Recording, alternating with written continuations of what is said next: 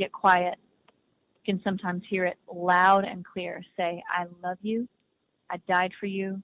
I have an amazing life planned out for you that I want to use you for my kingdom if you will trust me.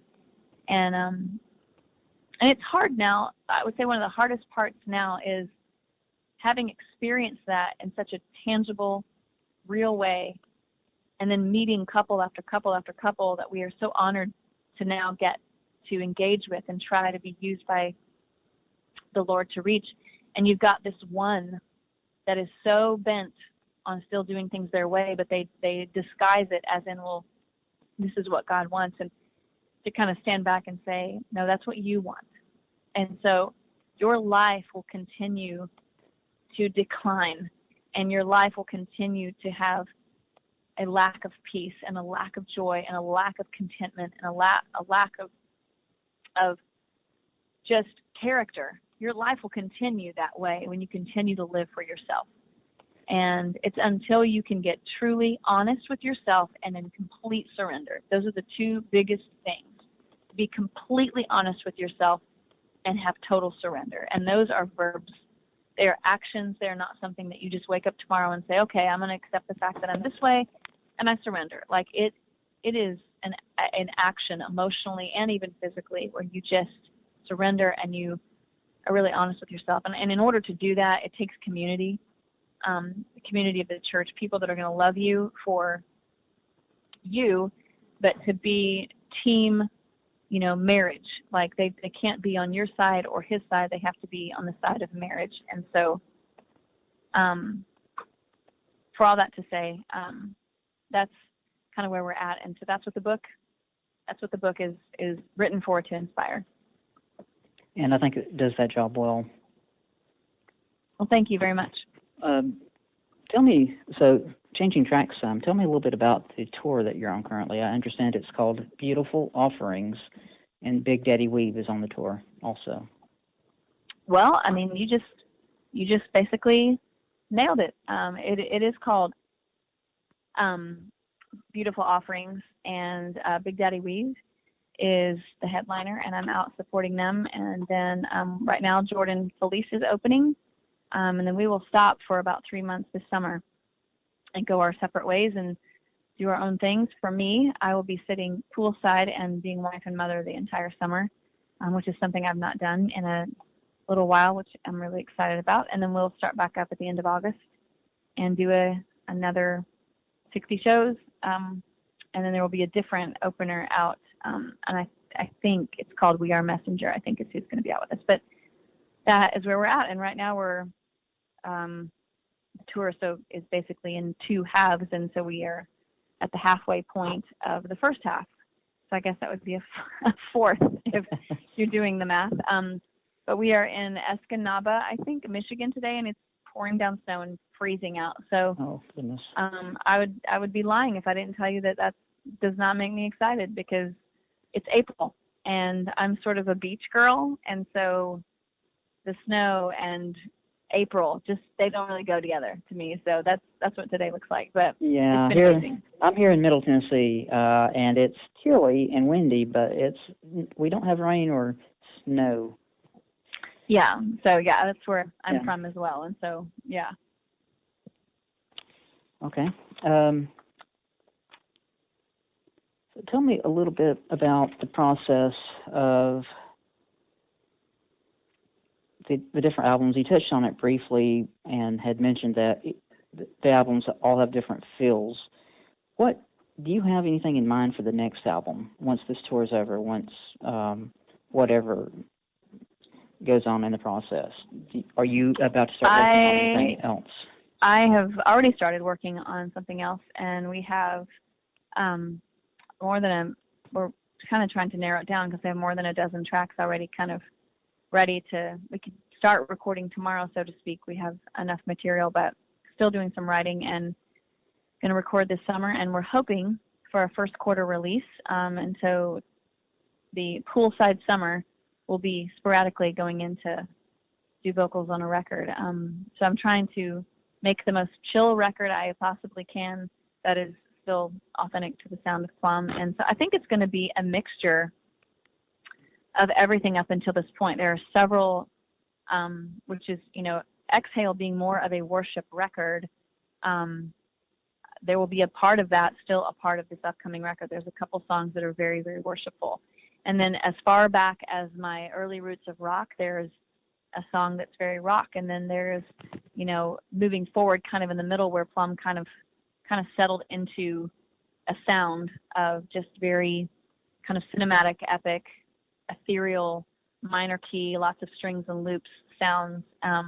But one thing I'm wanting to kind of expand to kind of keep adding a layer, if you will, just because Plumb, it was kind of started out rock, and then we added in some pop, and then we added in sort of some alternative rock pop, if that's even a genre, and some EDM stuff began to really happen, and then of course there was the lullaby, little departure for a while, but at the same time we kind of discovered a more ethereal thing in that season, and then coming back out of all of that, and now obviously into the worship element. It's a combination of all those things, and so kind of wanting to expand on it, where I'm just wanting to do some really layered vocaling things that are really unique to what Plumb, I feel like, has been come to be known as, where it's unpredictable. There's, my voice might sound, you might recognize the voice, and you kind of expect there to be loops and strings and some minor keys and some content that might be a little, difficult to write about, but brings a tremendous amount of hope, and not ever kind of shying away from talking about the difficult things. That's just, I feel like that's in general what Plumb has come to be known as, and so it's still going to have that, but I always, just sonically, I'm always trying to add something that I've never done before, and so currently Exhale is that, where I've never made a worship, more worshipful record, so that's something new that I tried. I had never made a lullaby record, and so now I'm wanting to do something vocally unique to anything else I've ever done, and so the best way for me to say you should to describe it is to just get it when it comes out. That's a very good plan. And there is kind of a description I could give, but there's a part of me that's kind of wanting to keep it to myself until it's done and see if that's what it really does kind of sound like. But there's some influences from me, having grown up and listened to everything from Stevie Nicks to Enya to Celine Dion to more into the early 90s of Shirley Manson and Alanis Morissette and Poe and Patty Griffin. Just a lot of those vocal influences, even Harriet Wheeler from the Sundays, just there's a lot of women whose voices I've really connected to and so different from each other. And like Florence, from Florence Henderson of Florence and the Machine is another one, just really connecting with them. And when you connect with that, it impacts you. And it most certainly has some kind of impact and influence on your sounds, but finding what your thing is and sticking to that while letting it be seasoned by the things around it, I think is just the beauty in art, and that your songwriting can reflect that, the sonic elements of the record can reflect that, but even your own vocal instrument can reflect that. And you can say, oh, I can tell she was really listening to a lot of Alanis on this record, but then I can tell that, she'd been listening to a lot of, fill in the blank on this one. And so we'll see. I'm really excited about it, though. It's something that I'm trying to do. And Plumb started out as a band. Although I was the only one signed in writing the songs, I tried to collectively make it a band. And the label ended up not really going for that, and Plumb became known more as a girl. And I just had to accept that. The band kind of had to accept that. And so we have had some members, swap out here and there. And so Plumb has just come to be known as a girl. But I think one of the most beautiful parts in that is that I've been able to kind of grow and change without having to say, oh, hey, is this okay with the four of you? But I just have been able to kind of morph and change into just kind of reinventing yourself and still staying true to who you rootedly are creatively, but still, trying something different and not having, four band members say, no way, we're not going to do that, so there's a little bit of freedom in kind of being your own thing. And so I'm excited to see what happens with it. And with the band element, I have always had one. And so this particular tour is the first tour I've ever been on where I don't get to bring my band.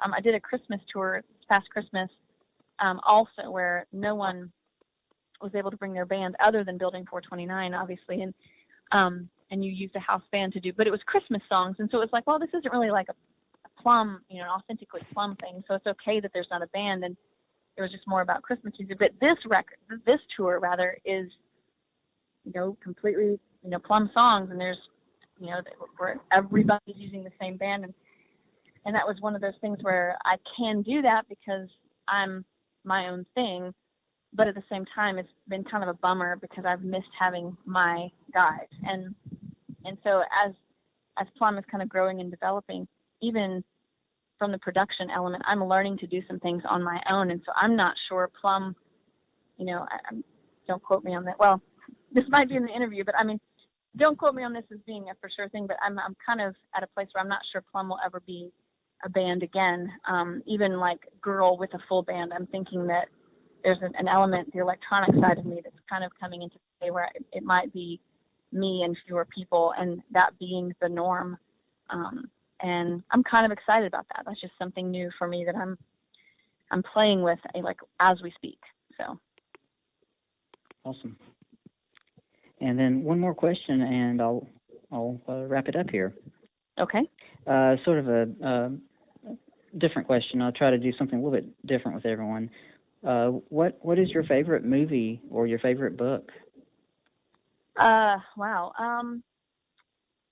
My favorite book. I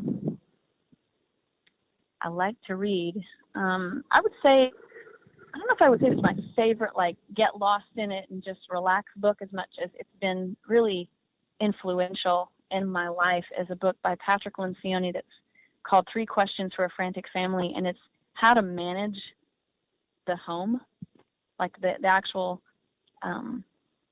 company of the home. And that might sound a little sterile, but the author wrote, like, he worked with Fortune 500 companies and wrote books on, like, these 7 questions that a company should ask itself so that it can kind of define who it is and how it would function more effectively. And then at one point he realized that if he reduced it to these 3 specific questions, it really impacted the home, of, like, one of which was defining your mission statement as a family, like what separates you from every other family. And the second one was, what is your top priority right now, but still like a